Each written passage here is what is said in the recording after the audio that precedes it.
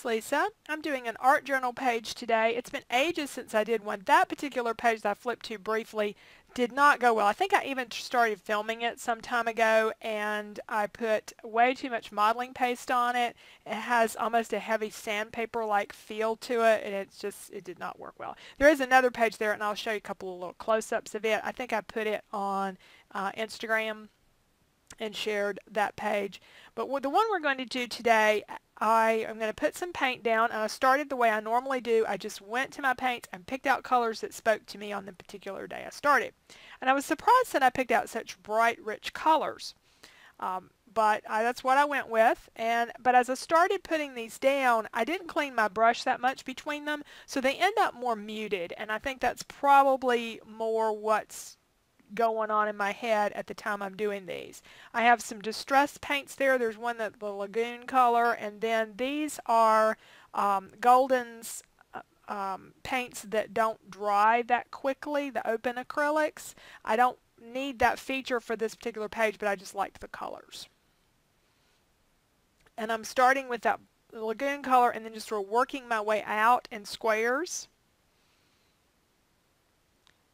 I want the subject of this page to be about what's going on these days. I've mentioned before I'm a caregiver to my parents. I'm not really crazy about calling myself that because while I do that, I'm not there full time. My mom is there full time, and so to me, the term caregiver, I feel like that's somebody who's doing nothing but that. That's their they're living with another person, but it is caregiver. When you're spending hours and hours a day going to doctor's appointments, fixing meals, doing all this kind of stuff, mother does a tremendous amount. I could not do it without her, and but there's a lot of stuff, and I take care of her appointments and things too. So there's a lot to it, and it has become a 24/7 kind of thing in terms of having to be available all the time.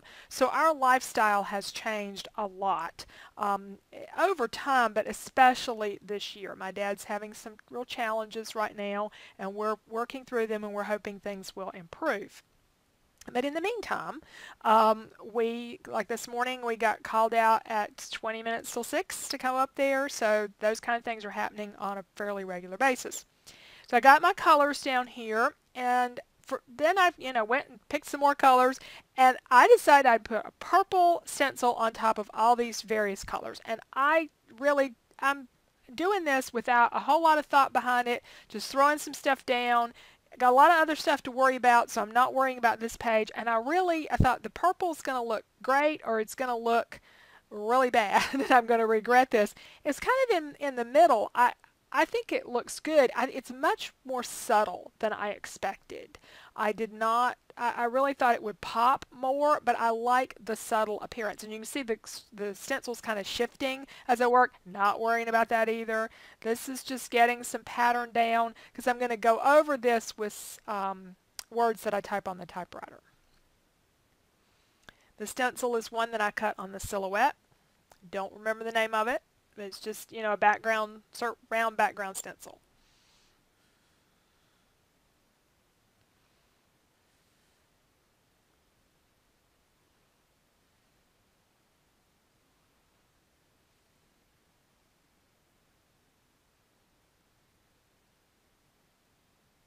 I like to use regular acrylic paints to go over stencils because they're a little thicker than those distress paints and the golden paints.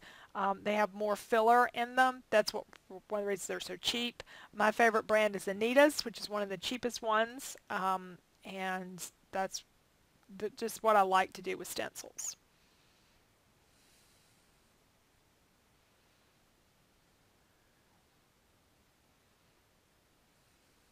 Now I have another stencil here of polka dots, and I'm thinking that came from Hobby Lobby in a pack of different kinds of dot and maybe geometric stencils. We're putting some black dots on, just here and there.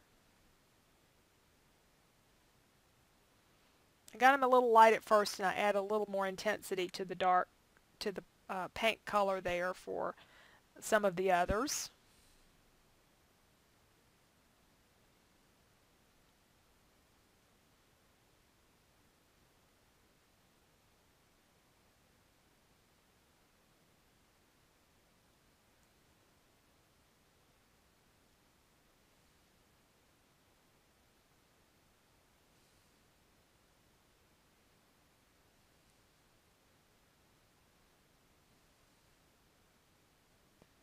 Alright, so we've built up some layers and it's a new day. And I have 10 minutes before I have to go, and I think it was time to fix lunch or something. So I had 10 minutes. What can I do in 10 minutes? Well, I can add a little bit of interest to these black dots. I decided to add some dimension to them by giving them some white on the edges, like almost like a little shadow. And I didn't do all of them, but I did a couple of sections with the white, and I really liked that. That's a Faber-Castell marker in white.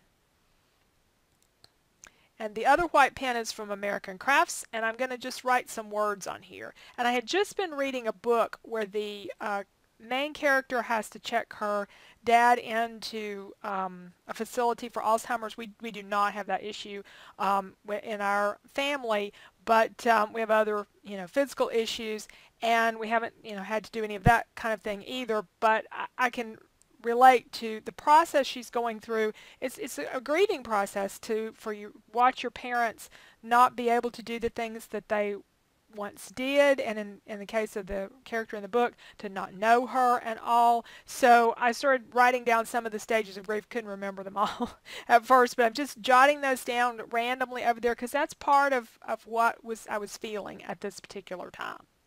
And I'm going to come back a little bit later on and add a few more things to my page. Oh no, I think I still was in my 10 minutes. Yeah, I was still in my 10 minutes here. I'm doing some stamping. These are archival ink stamps, or ink colors from Ranger, and just some old Stampin' Up! Stamps. Some more layers.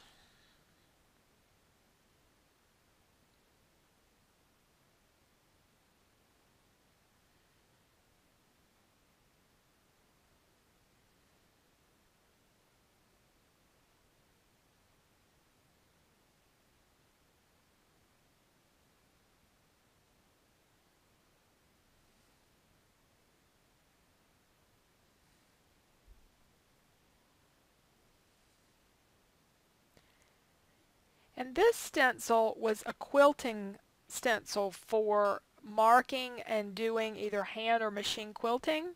And I've gotten back into some sewing and quilting things, but I still didn't really think I would ever use this for marking things. And I could use it, because I'm going to use permanent markers on this. These are Faber-Castell markers. I love using these for mixed media and stuff. And this is kind of a different application. I'm not sure I've used them with a stencil before, but I'm just using them to draw the lines in different places and add another layer of texture to this art journal page. You'll see me rotate stencils and stamps. And I just like that because I think it adds some interest to the page. And I very often do things in groups of threes, old scrapbooking lessons there, where I'll put a stencil down in 3 places or a stamp down in 3 places. Nothing you have to do, that's just sort of the way my style works. I think those bring things together a little bit from those random stamps. Now I've got an area there that I'm probably going to put the title in. And then I had to go off. My 10 minutes were up. And later on, I typed up some thoughts. And these have to do with the caregiving and how our lives have changed. Just sort of being on call all the time, and some of the frustrations, being expected to know the answers to all kinds of medical questions and I don't. I'm trying to figure out who I need to call. Sometimes there'll be a problem and I don't know which doctor or which nurse to call and talk to, and I have lots of resources, but I want to use them the right way, and I don't want to overlook things. I don't want to overreact, but I don't want to miss anything. Those are the kind of things you go through in caregiving. So I put down some thoughts, and I realized that as I was doing this, there are many, many art journaling opportunities here. Please do not leave me any messages that say take one day at a time. That's my least favorite expression. I am not a one day at a time person. I am a planning person. I understand the concept of one day at a time, but I'm still really struggling with trying to do that. I feel like I've got to think ahead to some degree. Now I left my title to last, and that's not my best thing, is hand lettering, but I just did something real simple. I was kind of running out of steam on the page anyway, so I just drew in some letters, and I'm coloring them with my Faber-Castell markers in a couple of kind of dark colors, and then I do a little bit more outlining. I've done prettier titles. It's okay. It was probably the one thing that I wasn't as crazy about when I got the page nearly completed here. And I'm pretty done with it, but there are a few places where I feel like there's some yellow there that's just really plain. So I'm going to do some tone-on-tone stenciling, and I'm not using the Anita's paint. I was too lazy to walk in the other room and get it. I keep my paint actually in the bathroom in a cabinet. I work out of a guest bedroom and bath. So I took over the medicine cabinet and put the paint in there a long time ago. But I still had these paints laying out, so I'm just using a couple of simple stencils and doing a little bit of tone-on-tone. And that really was just enough to sort of fill in those blank spaces. And it's been a while since I've art journaled, but doing this one, it reminded me that this is a good place to get thoughts down.